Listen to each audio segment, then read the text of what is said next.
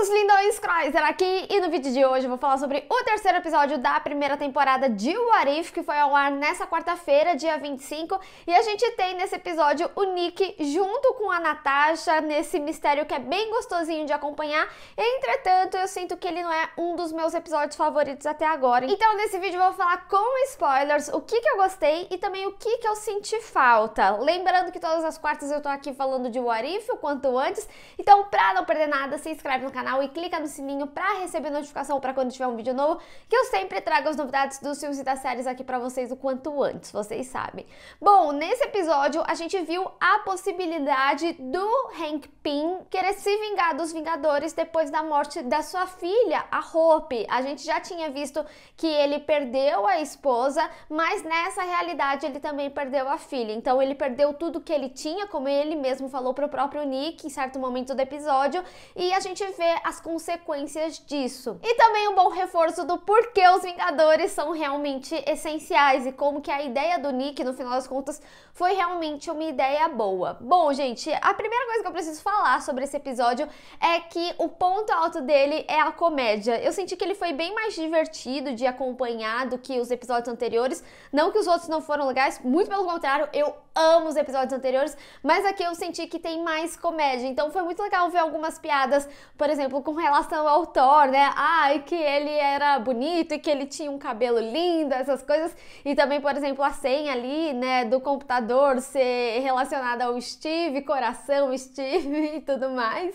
Então esse episódio tem boas pitadas de humor, foi gostoso, além de todo o mistério, né, de quem tava ocasionando isso tudo. E esse foi o primeiro episódio em que a gente tem uma história original. Os episódios anteriores foram baseados em filmes que já existem da Marvel, com outras possibilidades, mas o que eu gostei muito desse episódio é que a gente vê como que os Vingadores eram desde o início ali na relação deles. Então, por exemplo, a gente vê a própria Natasha, ela não tem tanta intimidade ainda com o Hulk, mas ao mesmo tempo, como a gente tem o Ultimato relativamente fresco, né, na nossa memória e os acontecimentos, principalmente por causa da estreia de Viúva Negra, que inclusive também acontece hoje no Disney Plus. Hoje Viúva Negra sai do Premier Access, caso você ainda não tenha assistido, assiste, que vai pro catálogo normalmente. Mas pra mim pegou bastante a cena que ela descobre que o Clint morreu, a tristeza dela, né, com toda a situação, principalmente depois que a gente vê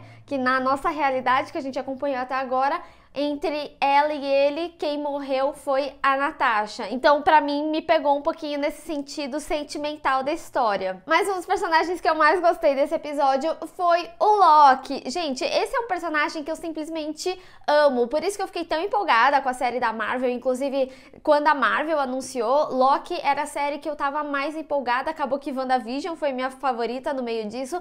Mas o Loki é um personagem que eu simplesmente amo. Foi muito legal que no áudio original, né, o dublador de fato foi o Tom Hiddleston. Acredito que no português eles mantiveram os dubladores, que nem eu perguntei lá no primeiro episódio se eles tinham mantido, mas eu acho que eles poderiam ter mantido pelo menos a dublagem da Natasha com a Scarlett, principalmente porque a gente tem aí o filme muito recente e tudo mais, enfim, mas nada que realmente atrapalhe na história. Gostei muito da premissa, do mistério, gostei muito da possibilidade da vingança do Hank Pym, porque realmente assim, ele é muito poderoso dentro do que ele entende da nanotecnologia, então foi bem legal a gente ter essas pequenas descobertas, mesmo que ali no momento que a Natasha descobre que tem algo relacionado à nanotecnologia, já dá uma pista, né, que poderia ser ele ou relacionado ao Homem-Formiga de alguma forma, mas eu gostei de como eles caminharam esse mistério. A única coisa que me pegou nesse episódio é que quando ele chegou ao fim, eu senti que eu assisti uma história inacabada.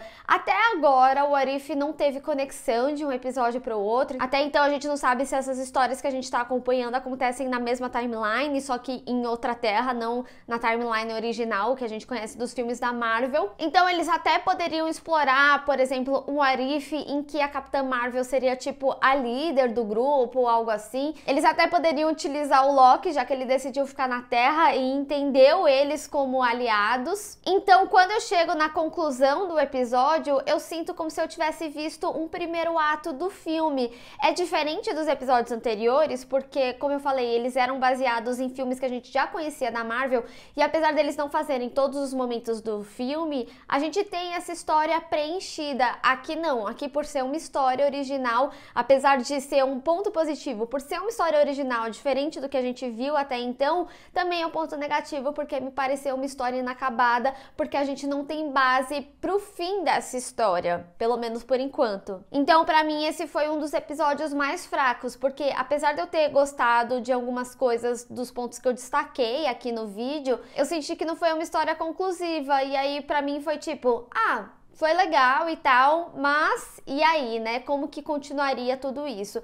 E aí eu também fico me questionando sobre o What If funcionar de fato semanalmente. Por exemplo, o WandaVision, que tinha 30 minutos também, ainda assim era um episódio que instigava a gente a querer continuar, seja pela passagem de tempo que estava acontecendo. Então a gente sabia que no próximo episódio, pelo menos a gente viveria um momento diferente, e também é uma história contínua, né? Então a gente queria assistir aquela história.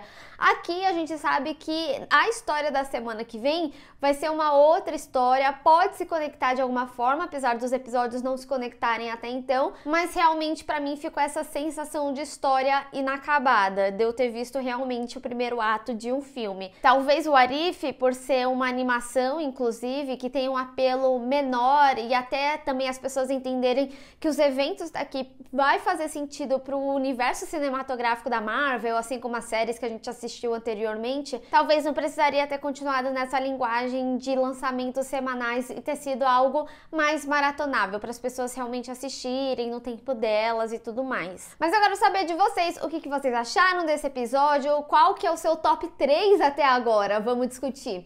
Bem, pessoal, espero que vocês tenham gostado desse vídeo, não esqueça de deixar o seu gostei e compartilhar nas redes sociais, inclusive me segue lá, se inscreve no canal e clica no sininho para receber notificação para quando eu tiver um vídeo novo. Te vejo no próximo. Tchau!